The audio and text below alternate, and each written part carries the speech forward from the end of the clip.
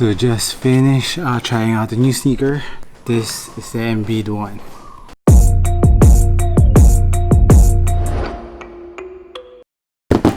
Mabuhay everyone, Marches here and welcome back to the channel. And I just finished playing with these, so I'll be giving you a slight unboxing at the same time first initial impression of the Joel Embiid ones. So let's go. So this is the Joel Embiid one, of course, Joel Embiid's signature sneaker from Under Armour, and this is the first colorway that came out. Good thing that it came to my mail, so I had a chance to bring it back here in my bubble. So don't worry, my bubble is not that strict. We don't need to have swab testing every time because just a few of us here, and of course I'm working here. I'm just not playing, okay? I'm also working here. So let's see. It comes with this box, Under Armour logo on the side, and I think this is his signature or symbol, his logo for J and E, Joel Embiid.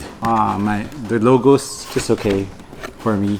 And these two areas I think is found in the outsole of the sneaker, and primarily the reason of this, or the origins of this traction, is from where he came from. So let's start off with that first. So this is the traction of the Embiid ones. It has an orange, yellow, and green. So it kind of gives you the African flag. And inside the colors, you can see different countries or cities. Johannesburg, Monteverde. I think he also came there, and maybe his parents, and Yawande. I think that's an African place. And Kansas, where he studied, and college, and of course Philadelphia. You can see there Philadelphia. Of course, his NBA team, which is the Philadelphia 76ers. So these are the places of origins, maybe the parents here. Johannesburg and Monteverde and Yuandu. Maybe Johannesburg, then Yuande, then they went to Monteverde, then Kansas, then going to Philadelphia. Of course, the traction of the sneaker features a very spiral-like pattern. It's not herringbone in all areas, but the traction is pretty thick. And based on my first wear, there's a little bit of fraying around the middle part on the forefoot area. So I think outdoor use, I wouldn't recommend it because the first time I use it, there's a little bit of fraying already. And I played in an indoor court, but with the vinyl top. It's kind of a rubberized top, it's not wooden. And I didn't have the chance to play outdoors because it's really raining hard here. It just stopped right now, so I haven't had the chance to play with this outdoors. But I think rubber wise, it's you can use it from time to time for outdoor use, but not all the time. So that's my recommendation.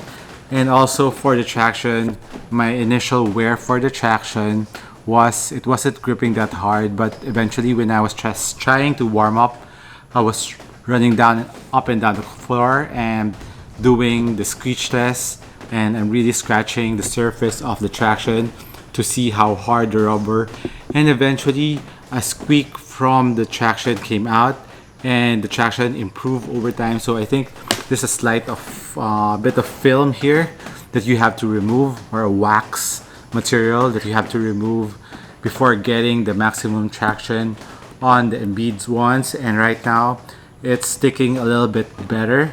When I was about to finish, I was trying it out again.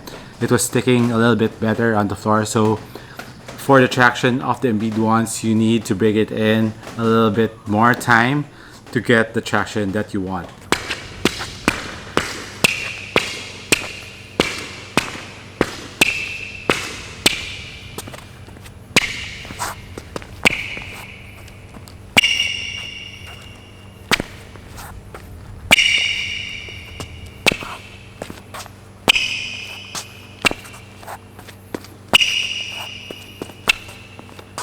The rubber material of the traction is a little bit deep, but it's on the softer side. So like what I recommended, you can use it outdoor from time to time, but not all the time.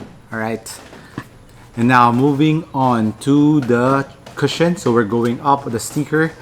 The cushion features, of course, my most favorite cushion setup from Under Armour is of course the Micro G.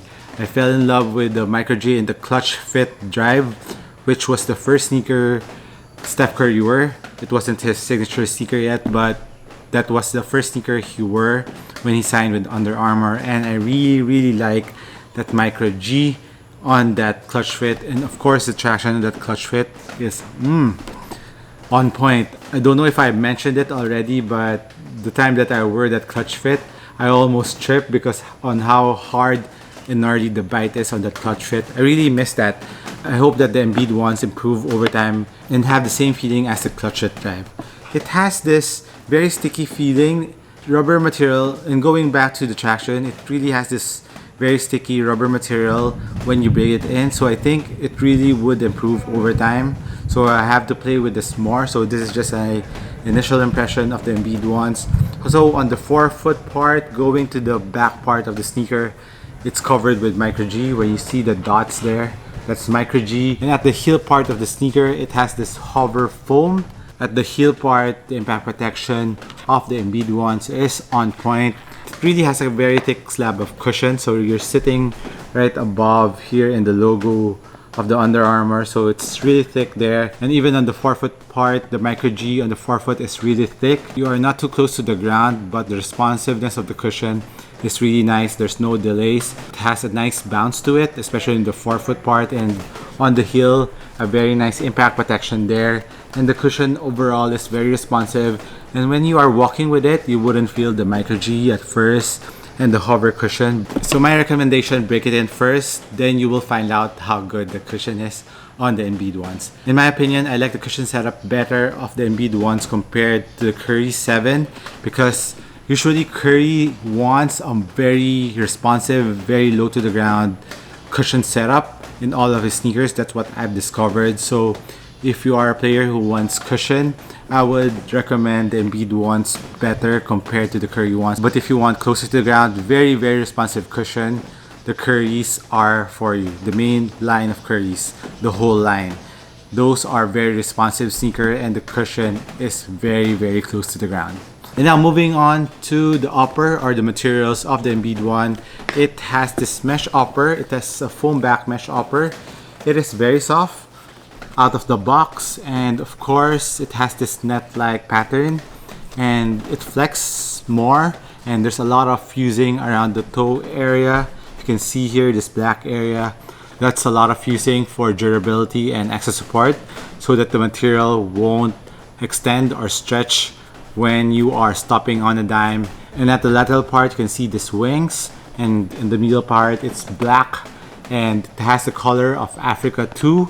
And when you are tightening it, it's very similar to the PG3s.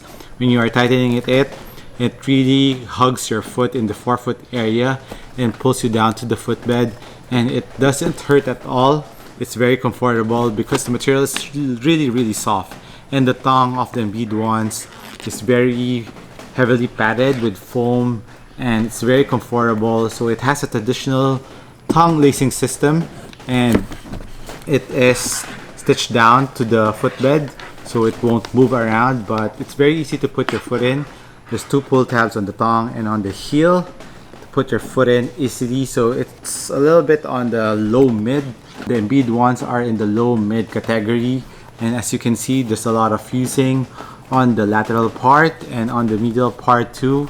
And there's an internal heel counter for ankle protection, heel containment, but it's on the softer side of things. But based on the first time that I wore it, it was good enough. It's not flimsy. It held its ground as for ankle protection and heel containment. Heel slippage, no problem, because the Achilles pillows is very thick and it's very comfortable. That's one thing that I noticed about the Embiids. It's very comfortable, especially around this area, around the ankle part. It's very soft. You can see how thick the cushion is in the ankle or Achilles part, and there's no heel slippage at all.